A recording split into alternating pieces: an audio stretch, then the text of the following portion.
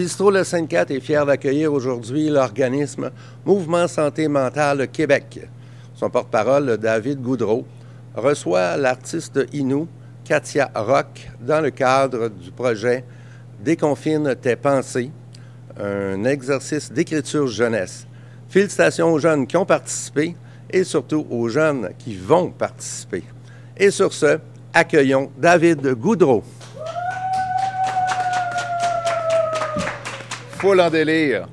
Merci beaucoup, Raymond. Merci au Bistrot Le 54. Et pour toutes les personnes qui trouveraient un peu étrange de faire un concours jeunesse et de lire les textes dans un débit de boisson, sachez que c'est surtout un débit de culture et que le Bistrot Le 54 est vraiment un lieu où partager la poésie, le chant, et vous pourrez venir voir les spectacles sur cette scène dès que possible. Donc, je m'appelle David Goudreau, j'anime le 2e épisode de Déconfine tes pensées, ce non-concours plein de non-consignes qui veut faire écrire nos jeunes. Donc, pour les 12-25 ans, on a envie de vous entendre. Il y aura plusieurs lectures encore. Il y a eu des moments forts lors de la première lecture. On pourra y revenir aussi. Mais sachez que le non-concours se poursuit si vous avez envie d'entendre vos textes lus. Donc, dans ce contexte-là, justement, n'hésitez pas à nous les envoyer. Donc, vous pouvez passer par le site êtrebiendansatête.ca du Mouvement Santé Mentale Québec. Et avant de se lancer, il faut quand même glisser un mot compte tenu des circonstances cette semaine. On parle beaucoup de santé mentale dans les médias, on en parle à l'Assemblée nationale aussi, on en parle de toutes sortes de façons.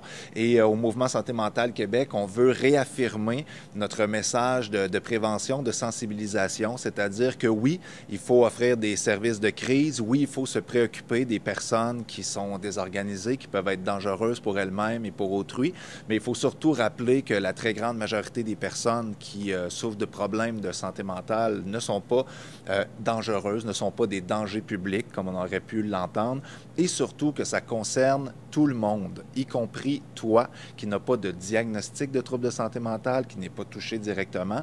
Tout le monde a une santé mentale comme on a une santé physique et on devrait s'en préoccuper, on devrait prendre soin de soi, prendre soin de nos liens, des gens qui nous entourent parce que voilà, tout le monde est concerné finalement. C'est important, oui, d'offrir des services de crise, mais c'est aussi important d'être en amont, en prévention, de s'assurer que les personnes n'ont pas à être en très grande détresse pour recevoir des services de qualité, des services de santé, des services sociaux. Alors, mobilisons-nous comme société, ça nous concerne tous et toutes, et prenons soin de nos têtes, de nos âmes et de nos cœurs.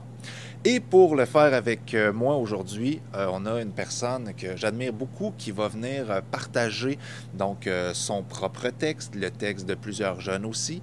C'est Katia Rock. Katia Rock qui est partie de Mayotenam à 14 ans pour apprendre les arts de la scène. Et elle a découvert sa propre culture dans le regard des autres. Elle nous en partage de fabuleuses tranches maintenant. Elle est chanteuse, comédienne et conteuse. Je vous invite à l'écouter attentivement. Katia Rock.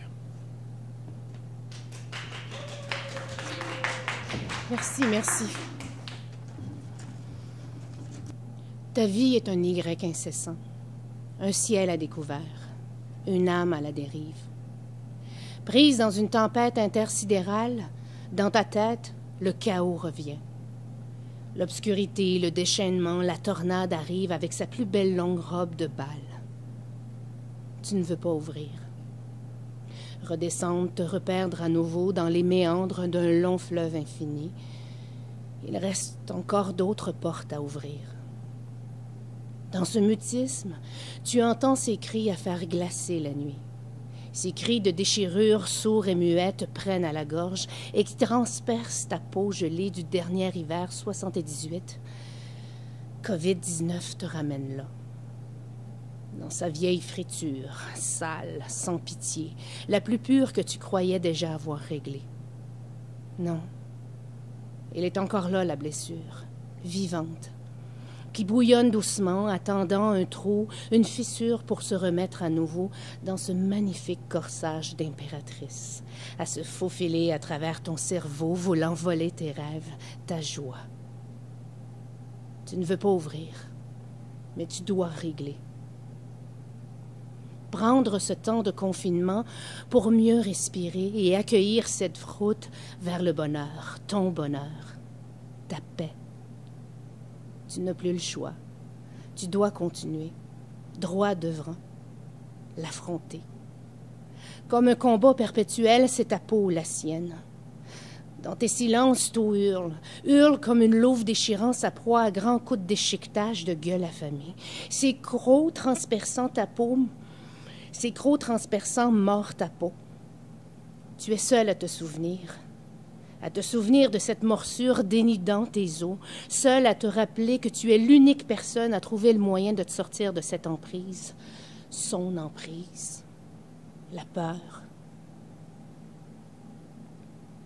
La peur d'être abandonné, délaissé, laissé pour compte, tassé dans le coin, te faire rejeter une fois de plus. Ces souvenirs ne sont qu'une infime partie de la dure réalité qui te poursuit. Des mots dont tu cherches inlassablement la connexion de ton enfance perdue, pleurant doucement dans le garde-robe de la rue Mathieu. Tu demandes à l'univers de t'aider, mais elle ne t'entend pas. Ta mère non plus. Tu n'as plus de voix. Où iras-tu cette fois? Qui décideras-tu de nourrir cette fois-ci?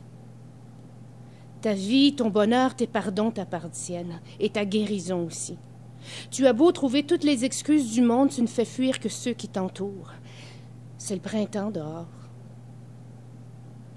Rage au cœur, le poing levé, tu es épuisé de combattre seul avec toi-même, avec ces vieux fantômes imaginaires dont tu viens de leur donner le plus gros steak que tu t'empêches de manger depuis trop longtemps. Pourquoi? Pourquoi donner ta chemise encore une fois, te dénuder pour l'autre quand toi-même t'as froid? Ça cogne à la porte. Tu veux pas ouvrir. Une autre âme errante comme tant d'autres. Bouclier au corps, épée à la main, un ange qui ne veut pas se brûler les ailes, qui se rappelle sa propre histoire. Cette âme déchirée qui ne se comprend pas elle-même, qui se bat aussi avec ses écorchures et qui, à compte-gouttes, vient de porter un message, une bidule, pour égayer une autre journée de solitude un peu trop lourde. Lourde de trop vouloir, de trop espérer. Tu es là, patiente comme toujours, le corps allongé, rampant au sol, implorant avec tes yeux ce besoin du corps à corps, se faire prendre, toucher la peau, toucher sa peau, la sienne, se perdre en elle, se perdre dans sa langue, dans sa bouche, dans ses pensées à travers son corps, toucher son sexe. Ces émotions refoulées, tu les traînes depuis trop longtemps. Tu dois lui dire. Tu t'arrêtes, tu te bloques, tu te fuis une fois de plus. Tu ne sais pas écrire. Tu sais décrire ces moments qui transpercent ton épiderme. Tu te racontes, tu ne veux plus, tu veux tourner la page, vivre à nouveau et lui dire guérir, apaiser, lécher mes propres plaies, demander pardon, tourner la page. Et courir jusqu'à l'infini, nu un après-midi d'été à travers un champ fleuri. Courir jusqu'à en perdre haleine. Mon Y se termine ici avec mon drapeau blanc. Je viens à toi. Je m'aime. Je t'aime, tout simplement.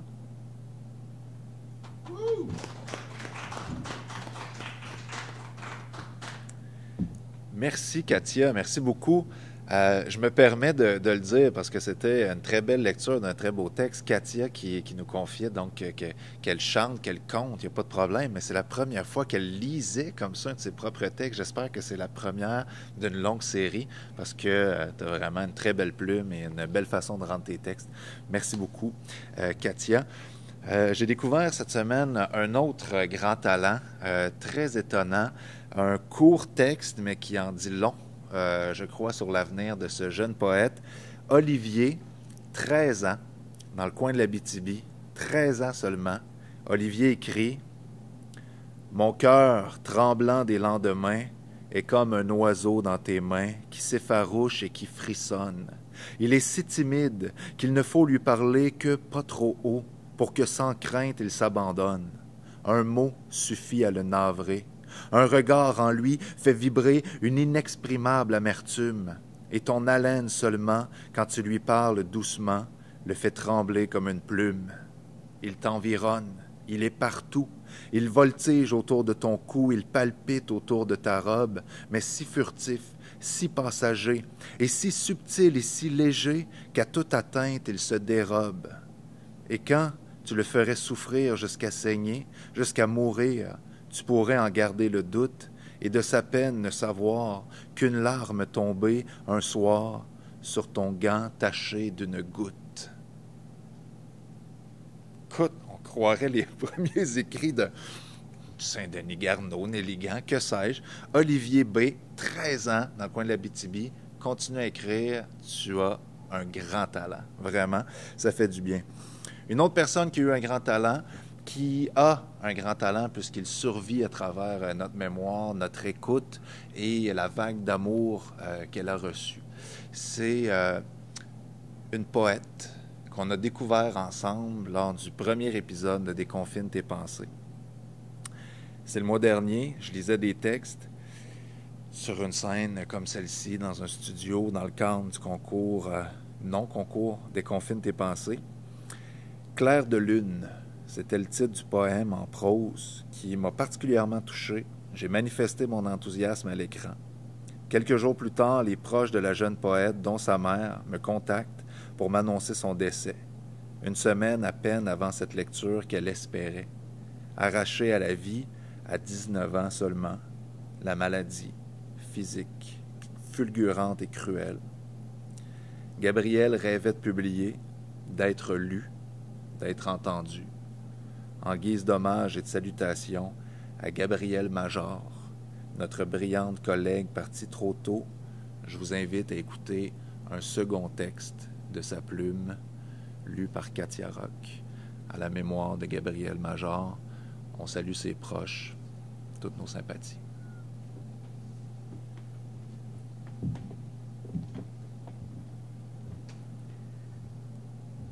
Je t'aime. Je t'aime. Cette façon que tu avais de passer ta main dans tes cheveux, qui retombaient. Mon Dieu, je suis très nerveuse. Je recommence. Je t'aime. Cette façon que tu avais de passer ta main dans tes cheveux qui te retombaient dans le visage, de sourire de toutes tes dents imparfaites, de sautiller comme un ressort lorsque tu es heureux. Cette manière que tu possédais de me tapoter les épaules, de jouer dans ma queue de cheval et de pincer mes flancs lorsque j'étais distraite. Je t'aime. Tes oreilles d'éléphant, ton regard de lynx, ta parole d'oiseau, ta tignasse de laiton, tes prunelles de jade, ton dos d'argent fondu. Tes caprices, ton caractère de cochon, tes sauts d'humeur, ta langue de vipère, tes préjugés, tes principes, tes passions, ton cœur sur la main, mon cœur sur ta main. Tu étais une fleur dans un champ de mauvaises herbes, d'une espèce que je n'avais jamais vue avant. Tu détonnais tant des pissenlits qui croisaient et croisent toujours mon chemin. C'est bien simple, rien chez toi ne paraissait chez les autres. Je t'aime. Si tu savais à quel point j'aurais voulu te serrer dans mes bras et enfuir mon nez au creux de ton cou, nous deux, si différents l'un de l'autre, et aussi de tout le monde. Ne jamais te laisser partir, me dévouer à toi jusqu'en pleurer. Si tu savais à quel point j'aurais voulu te chérir, toi et ta perfection imparfaite, toi et ton âme noire de blancheur, moi et mon âme blanche de noirceur. Si tu savais à quel point j'ai mal en sachant que si ces simples petits mots étaient sortis de ma bouche plus tôt, tu m'aurais aimé aussi. Mais je t'aime encore.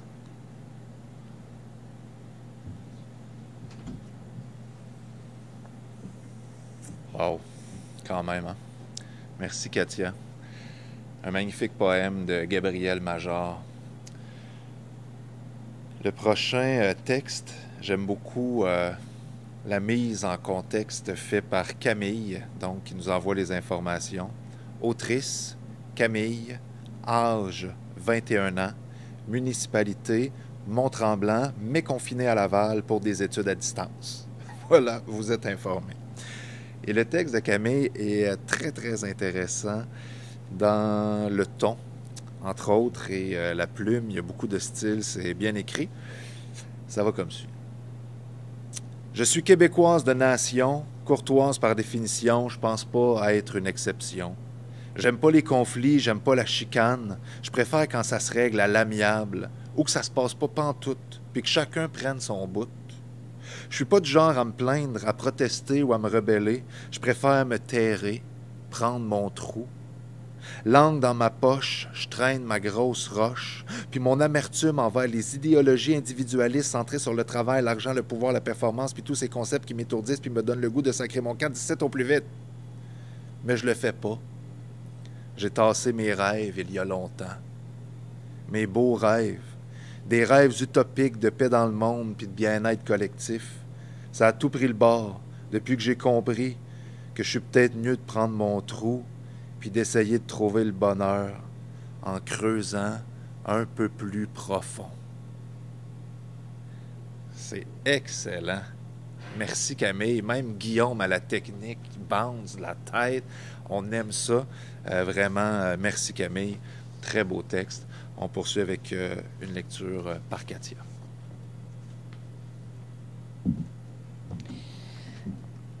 Nu matnanamban.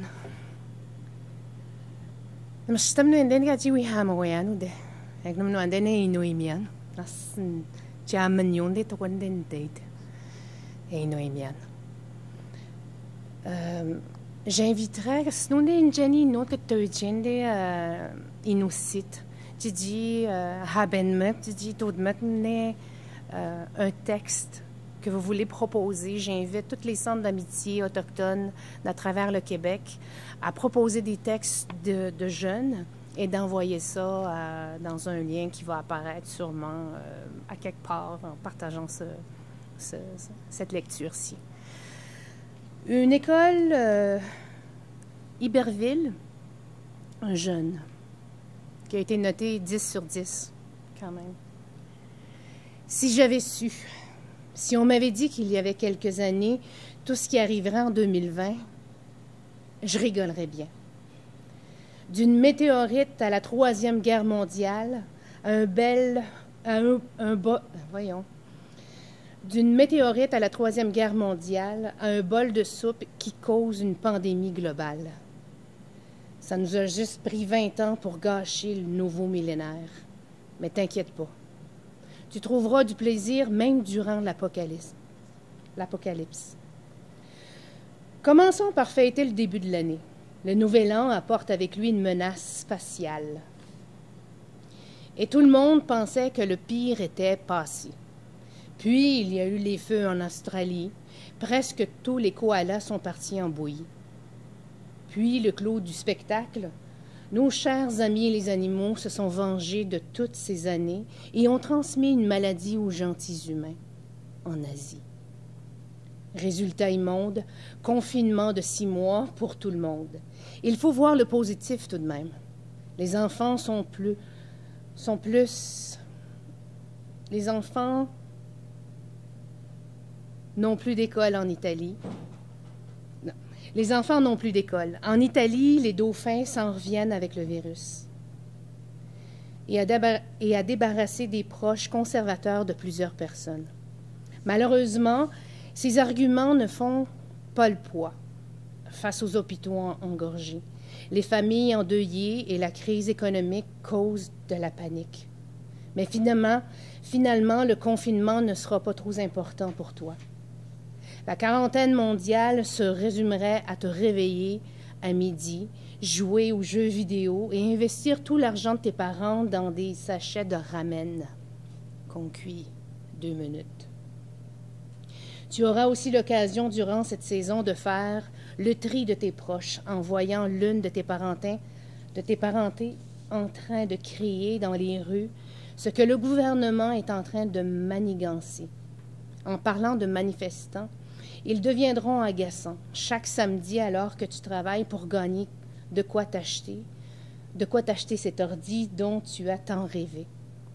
Tu ne verras également plus tes parents. Étant des travailleurs essentiels, disparaîtront tôt le matin avant que tu ne puisses leur donner un câlin. Finalement, le confinement, c'était une longue...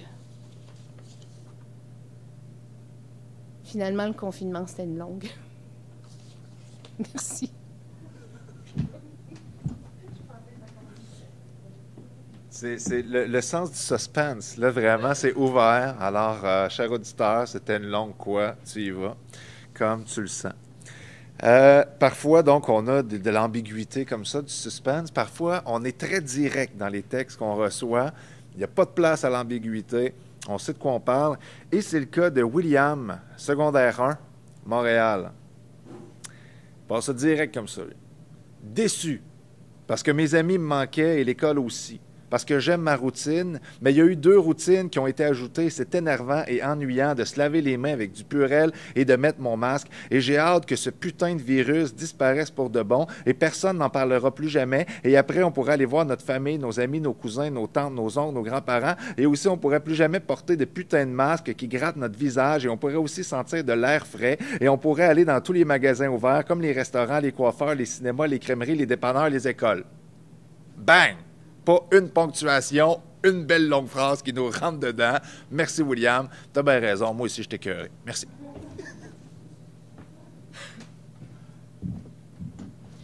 Un texte de Sarah Maud, 16 ans, Actonville. L'évolution, le changement, l'adaptation, ce sont des éléments qui nous permettent de s'améliorer, de tourner la page, de commencer un nouveau chapitre. Soyons francs. En avoir peur est totalement naturel. Vouloir les éviter aussi. Mais pourquoi donc? Remonter dans le temps. D'aussi loin que l'on se souvienne, les humains, les animaux, tout a changé. La Terre elle-même a changé. Malgré tout, nous nous sommes adaptés. Lorsque nous parlons de notre situation actuelle, plusieurs mots reviennent sans arrêt. Confinement, manifestation, dépression, contamination, mort. Tout est si sombre. Nous sommes dans une période sombre. Et si nous tentions de voir les choses autrement? Et si tout ceci n'était qu'une épreuve à surmonter? Une dure épreuve, certes, mais néanmoins surmontable. Et si c'était seulement la fin d'un chapitre? Peut-être sommes-nous en train de vivre le commencement d'une nouvelle ère. Y avez-vous déjà pensé? Après tout, qu'est-ce qui nous amène une nouvelle ère? L'évolution? Mentalement et physiquement, suite à cette période de confinement, aussi soudaine que drastique, notre vision des choses aura changé. C'est inévitable. Comment penser à évoluer sans d'abord penser au changement? Présentement, partout autour de nous, partout sur la planète, nos habitudes de vie changent. Porter un masque, laver nos mains fréquemment, garder une certaine distance avec les autres. Qu'est-ce qui suit toujours le changement? L'adaptation? Savez-vous à quel point les humains sommes chanceux d'avoir une si bonne attitude à s'adapter à notre environnement? Au début, c'est sûr que c'est difficile, mais au final, on ne s'aperçoit même plus des changements et notre vie d'avant devient l'histoire ancienne. Nous savons déjà que suite aux moments durs que nous traversons, rien ne redeviendra comme avant. Bien sûr, il est tout à fait normal de trouver dur à surmonter un changement aussi majeur que celui qui nous ronge présentement, de ne plus voir la fin, ne plus espérer.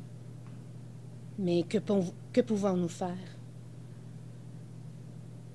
Autre que suivre les nouvelles règles, les nouvelles mesures sanitaires. Bien qu'elles nous oppriment, nous pouvons être certains que bientôt, si ce n'est déjà fait, faire de ce que ce règlement nous demande sera devenu automatique. La Terre ne cesse de tourner, amenant avec elle des changements, de nouveaux tournants. Pourquoi vouloir empêcher la vie de suivre son cours? Pourquoi vouloir arrêter la roue de tourner? De si nombreuses fois, elle l'a fait lorsque l'on regarde le passé de l'humanité, notre Terre passée. Notre passé. Nous sommes dans l'obligation d'avouer que tous ces changements, toutes ces pages qui ont été tournées étaient inévitables et que sans eux, nous ne serions pas même un centième de ce que nous sommes maintenant. Et si le confinement, les mesures mises en place, les manifestations, les événements récents, ainsi que tous ceux qui sont à venir étaient des signaux, des indices nous prévenant d'un changement imminent? Et si c'était une opportunité pour nous de devenir meilleure version de nous-mêmes, d'évoluer, de tourner la page sur cette époque désormais révolue qu'était notre vie, pour alors commencer un nouveau chapitre de l'histoire de notre histoire? Pourquoi voudrait-on refuser de saisir cette opportunité? Pourquoi voudrait-on empêcher ceci d'arriver? Nous devons absolument cesser d'avoir de sombres pensées et songer à un avenir différent, un avenir nettement différent. Pas seulement pour nous, mais pour toutes les générations qui vont suivre. Il est dur de changer radicalement nos habitudes de vie comme nous sommes contraints de le faire maintenant, mais si on songe aux bienfaits que cela peut nous apporter pour refuser. Après tout, qui sait ce que nous réserve réellement l'avenir? Qui sait à quoi va ressembler l'après?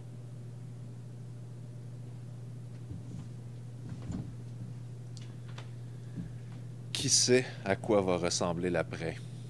Excellente question soulevée ici. On a peut-être un élément de réponse dans ce texte qui nous fait voyager aux confins de l'imaginaire. Un texte d'Élisabeth Rose, 13 ans encore. On a vraiment de très jeunes participants, on aime ça. De Sherbrooke en plus. Sherbrooke représente. C'est l'histoire de Ro, un jardinier du prince d'Orange. Celui-ci vit sur la magnifique île qu'est la Nouvelle-Guinée. Ces temps-ci, il est très occupé. Il doit construire un nid pour approcher une femelle. Étant un artiste hors pair, notre oiseau dispose les brindilles soigneusement sélectionnées pour agrandir son berceau. C'est un grand perfectionniste, cet oiseau. Encore et toujours en train de placer ses petites branchettes. Tout à coup, il se retourne brusquement. Il n'est pas seul. Une femelle l'observe. Ro, étant aussi un excellent danseur, s'élance sur la piste de danse pour impressionner la visiteuse inattendue. La belle semble captivée par ce spectacle privé. Il faut se dire que le jardinier du prince d'Orange est un oiseau, orange, ou plutôt jaune et rouge flamboyant. Ses couleurs vives ainsi que son déhanchement hors du commun attirent l'attention, certes des femelles, mais aussi d'une autre espèce très différente, l'humain. Une touriste qui passait par là vit Ro et eut envie de le ramener chez elle pour que sa beauté enchante ses journées. Malheureusement, notre petit oiseau était trop occupé pour se rendre compte qu'il y avait un intrus prêt à le capturer. Et hop! En aussi peu de temps qu'il faut pour le dire, le jardinier aux couleurs orangées se retrouve dans une petite volière, dans une pièce peu éclairée. Ne reconnaissant aucune odeur familière, il se doutait qu'il était loin de chez lui.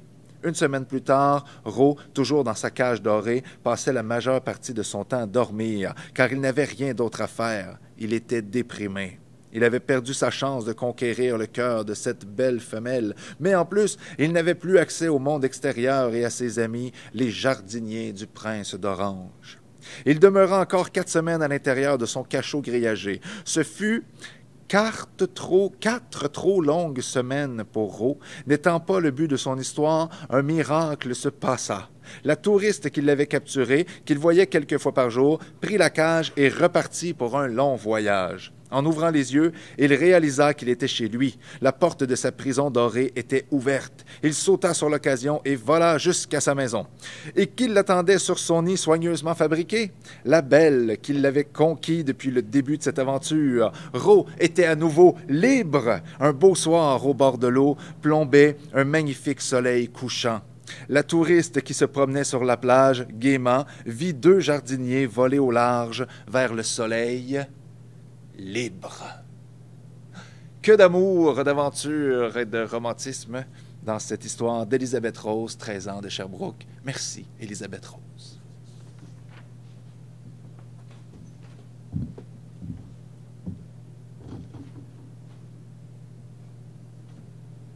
Et soudain, tout était devenu silencieux, sauf le son de ton cœur qui battait fort dans ta poitrine. Je te voyais qui regardait partout autour de nous, comme si c'était la dernière fois que tu allais voir la lumière du jour. Je ressentais que tu angoissais, que tu ne savais plus comment Tu devais réagir. Les quelques rares personnes qui avaient encore le courage de se déplacer dans la ville fuyaient tout le monde qu'ils croisaient. Au moindre geste, tout le monde se refermait sur lui-même. Plus personne n'osait croiser le regard de l'autre. On ne sait jamais, peut-être, était-ce comme ça que ça se transmettait. Tous les jours, toi et moi, on était témoins de ce silence, mais un silence plus que silencieux. Le monde avait pris une pause obligatoire. Tout semblait en suspens, figé dans un espace-temps hors du monde dans lequel nous vivions habituellement. La ville avait le souffle long pour une fois. Et il y avait ton cœur qui battait sans cesse, sans pause. Poum poum, poum poum, poum poum. Tu regardais partout autour de nous, dans les tunnels des métros, comme si quelque chose était pour nous zapper. Il n'y avait plus rien. Je tentais de te rassurer par tous les moyens, que ce soit à l'aide des mots rassurants chuchotés à ton oreille, ou que ce soit en te flattant avec lenteur les bras pour te ramener à l'instant présent. Rien n'y faisait. Tu revenais à toi l'espace de quelques instants pour que très vite repartir dans ton ailleurs, rempli d'angoisse. Tout ce que les médias véhiculaient comme ces informations qui nous rendaient tous inquiets. Moi-même, je ne savais plus où donner de la tête. Je ne sais plus qui il fallait croire. Mais il fallait rester solide, comme de la pierre, même si j'avais parfois l'impression qu'on était devenus des marionnettes à qui l'on pouvait faire n'importe quoi. Et pendant ce temps, ton cœur continuait de battre sans cesse, sans pause. Poum poum, poum poum, poum poum. Chacun avait peur des autres. Il avait pris le contrôle de tout, mais avait quand même eu la décence de nous donner des accès illimités à tout ce qui était du divertissement. Films, expositions muséales, virtuelles, drogue, écoute gratuite de n'importe quelle musique, pour ne nommer que ceux-là. Et pendant ce temps-là, on entendait ton cœur battre sans cesse, sans pause. Poum poum, poum poum, poum poum. Toi et moi, on se levait tous les jours et on se dirigeait tous les jours à l'hôpital, notre lieu de travail. C'était la même routine qui se répétait. On arrivait sur place, on enlevait nos vêtements et on prenait une douche à l'antiseptique. Nos vêtements portés entre la maison et le travail étaient jetés dans un incinérateur afin de brûler toute particule susceptible de contaminer les patients sur les lieux. On passait nos journées dans le bruit infernal des équipes médicales qui se relayaient, qui couraient partout pour soigner les patients avec le trop peu d'équipement médical qu'on avait à notre disposition. Certains patients nous hurlaient dessus pour qu'on les soigne, d'autres étaient tout simplement sans voix face à tout le travail qu'on devait accomplir. Une fois la journée terminée, on enlevait nos vêtements, on reprenait une douche à l'antiseptique et on se rhabillait avec de nouveaux vêtements qui n'avaient jamais été en contact avec l'air ou en contact avec un humain. On mettait les pieds dehors dans ce silence plus que silencieux. Puis j'entendais à nouveau ton cœur qui battait, sans cesse, sans pause. Poum poum, poum poum. Poum poum. On vivait le même refrain infernal depuis plusieurs semaines déjà. Toujours le même contraste entre le silence désertique et l'hôpital aussi agité qu'en temps de guerre. Puis, un matin, toi et moi, on a mis le pied dehors et on a recommencé à entendre le vrombrissement de la ville. Tu sais, ce bourdonnement qu'on avait presque oublié après toutes ces semaines en suspens. J'entendais encore et toujours ton cœur qui battait sans cesse, sans pause. Poum poum, poum poum, poum poum. Le même manège a recommencé. Déshabillage, incinérateur, douche, nouveaux vêtements. La journée s'était passée une fois de plus dans le brouhaha. Et ce jour-là, il y avait aussi le son de ton cœur qui était fortement perceptible. Boum, boum, boum. Le quart de travail terminé, on s'est déshabillé, on a pris la douche à l'antiseptique, on nous a remis de nouveaux vêtements et on a mis le pied dehors.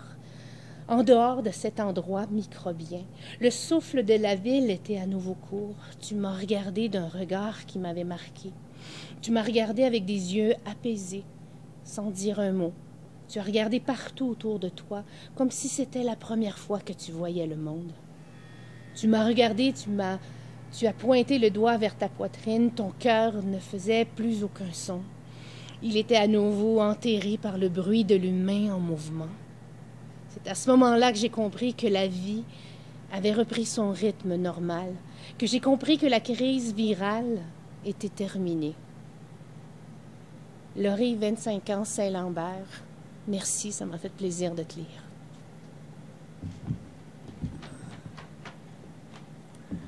Fait du bien d'entendre ça, que la crise virale était terminée. C'est de la musique à nos oreilles. Bon, il y a le bout avec les douches d'antiseptiques où je suis moins convaincu, mais si c'est ce qu'il faut pour qu'on s'en sorte, pourquoi pas? Alors, vous savez, dans le non-concours des Confines tes pensées, on encourage tout le monde de 12 à 25 ans à nous envoyer leurs textes, parfois directement sur le thème, évidemment, de la crise sanitaire que nous traversons. Parfois pas du tout. Parfois, on peut faire des liens nous-mêmes entre les deux textes. Parfois, c'est des projets d'écriture qui sont déjà en cours, puis on nous envoie des morceaux. On trouve ça intéressant, on a envie de vous en lire un petit bout. Celui-ci, par exemple, je vous fais aussi un bout du message qui venait avec. Marion, 14 ans, de Québec, qui nous écrit « Bonjour, j'écris un livre avec une amie qui fait les illustrations et mon petit frère qui fait la correction. » Super. Je vais l'engager pour faire mon travail d'édition. J'ai un roman en cours aussi, donc on s'écrit. Donc, mon petit frère qui fait la correction. Je me suis dit que je pourrais vous envoyer une partie de mon texte. Le tout est relativement long, 14 pages sur Docs, taille de l'écriture 11. Voici quelques paragraphes, hein? Juste pour nous donner le goût. Tu as le sens des affaires, c'est parfait. Ça donne le goût, effectivement. Hyperion, journal de bord, jour 1779, date 14 novembre 7232, galaxie aucune, vide intersidéral, section numéro 4, planète, deuxième embranchement de Hyperion. Je suis actuellement sur le deuxième embranchement depuis 1779 jours. Comme chaque jour, on me colle devant un bout de papier et on me force à y résumer mes dernières 24 heures. Mais aujourd'hui, je me suis dit que j'allais me faire mon propre journal de bord, dont voici déjà les premières lignes. Au début, j'étais sur la Terre, le berceau de l'humanité. J'y suis né, je suis allé à l'école là-bas et j'y ai fait mes études pour devenir ce que je suis aujourd'hui, détective. Hyperion est un groupe d'astéroïdes, 5 qui se tournent autour les uns des autres. Moi, je suis sur le deuxième. Sinon, un embranchement, c'est un astéroïde faisant la partie d'un groupe.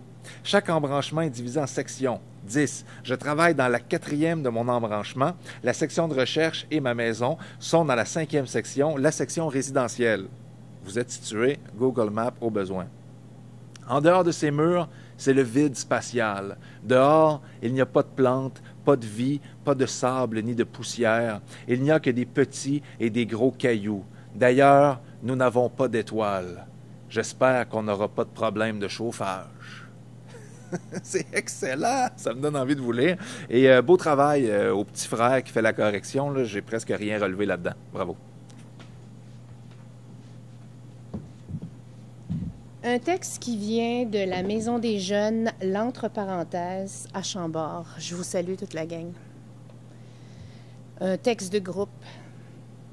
Il était une fois en 2020. Une toute nouvelle ère... Non. Une toute nouvelle vie s'est installée. Je ne sais pas pourquoi je parle d'air, là, mais en tout cas. Une toute nouvelle vie s'est installée. En une fraction de seconde, comme un éclair lors d'un orage électrique, la foudre a séparé deux mondes. Celui d'avant et celui d'aujourd'hui. Je me suis sentie seule. Tout s'est écroulé.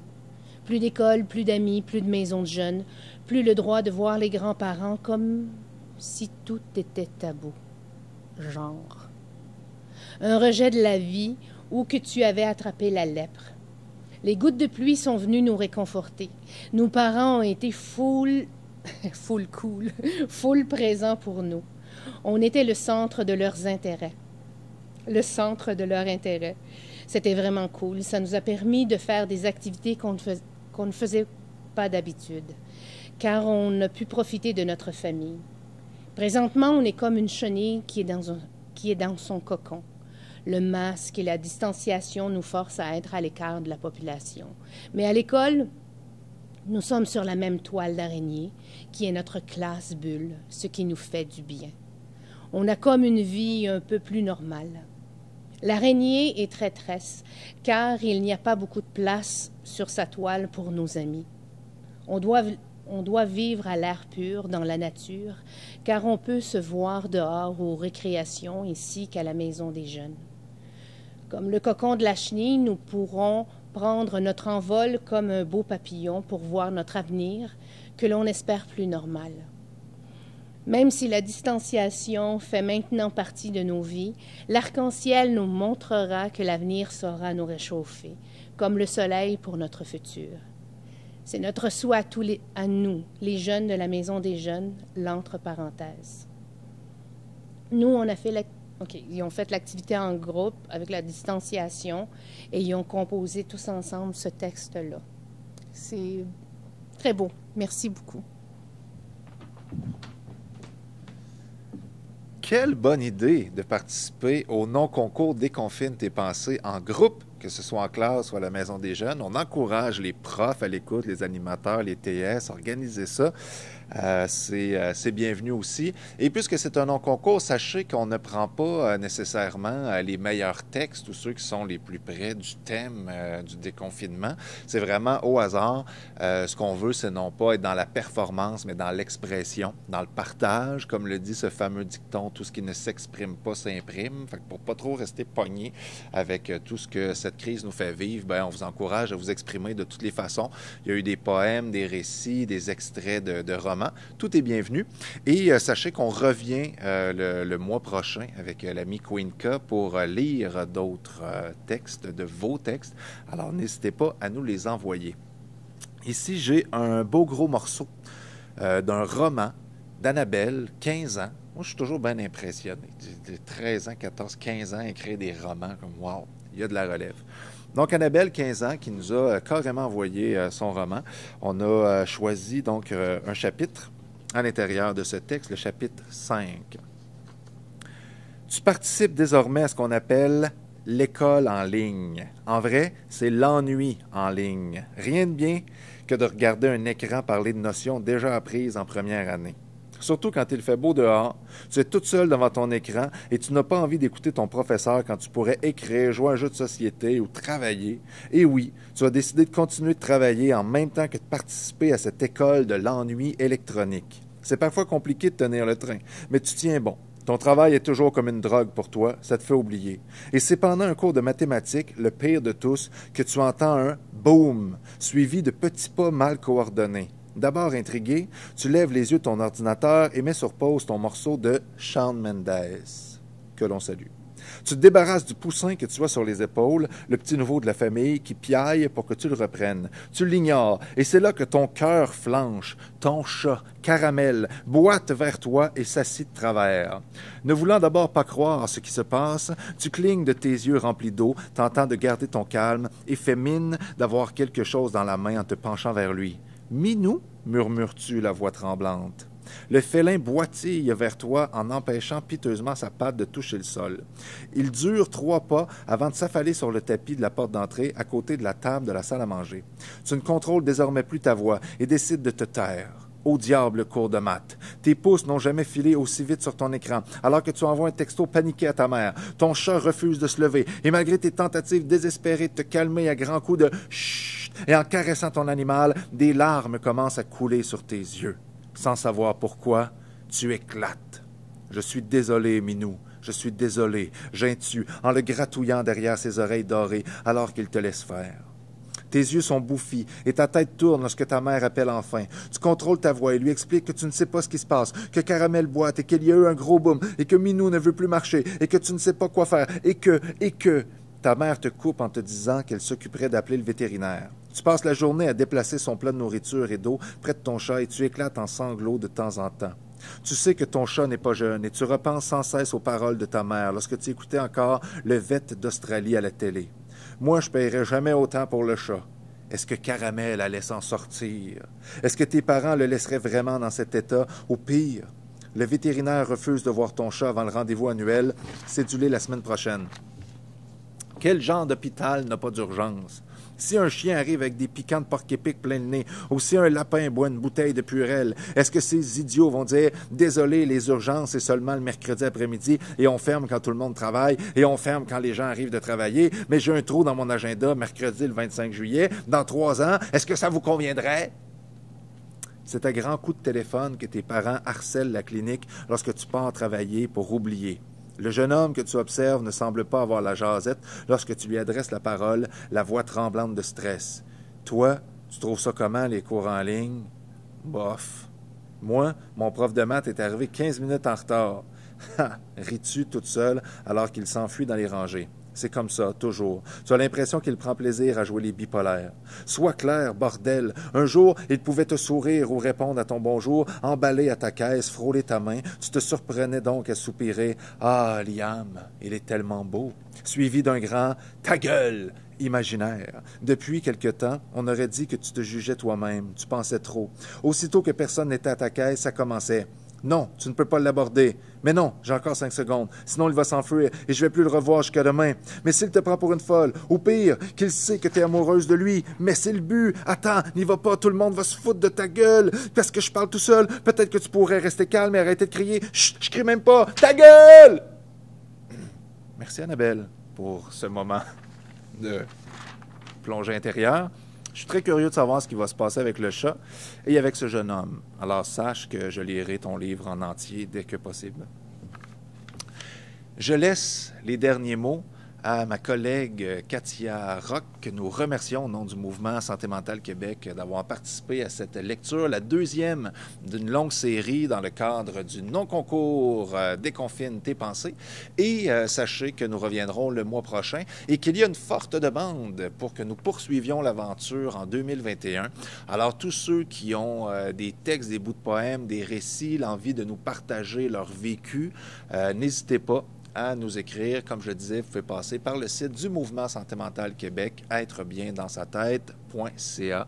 Et pour ma part, je remercie tous ceux et celles qui nous ont permis de passer un bon moment de lecture. Je salue la directrice Renée Ouimet, je remercie Raymond du Bistrot Le Sainte-4, Guillaume à la technique, Claudine qui nous accompagnait, Katia Rock qui a bien voulu prêter sa voix à ce rendez-vous. Je vous dis à très bientôt.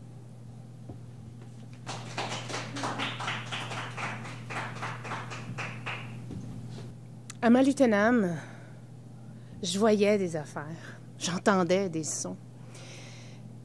J'ai découvert que le théâtre comblait ces espaces-là. Puis, à un moment donné, j'ai découvert le conte. Et puis, j'ai découvert l'écriture. Et pour la première fois de ma vie, j'ai passé par-dessus ma gêne et ma peur. Et ça m'a fait plaisir. Je me sens honorée de participer à cet événement-là et j'invite tous les jeunes à travers les communautés autochtones de présenter un texte, de donner votre parole, votre vision du monde en lien avec le confinement, déconfine tes pensées, en lien avec ce qui vous nourrit. Merci à tout le monde. Je connais pas tout votre... Merci beaucoup. Je t'aime Antoine Bessiche, Katia. Bravo!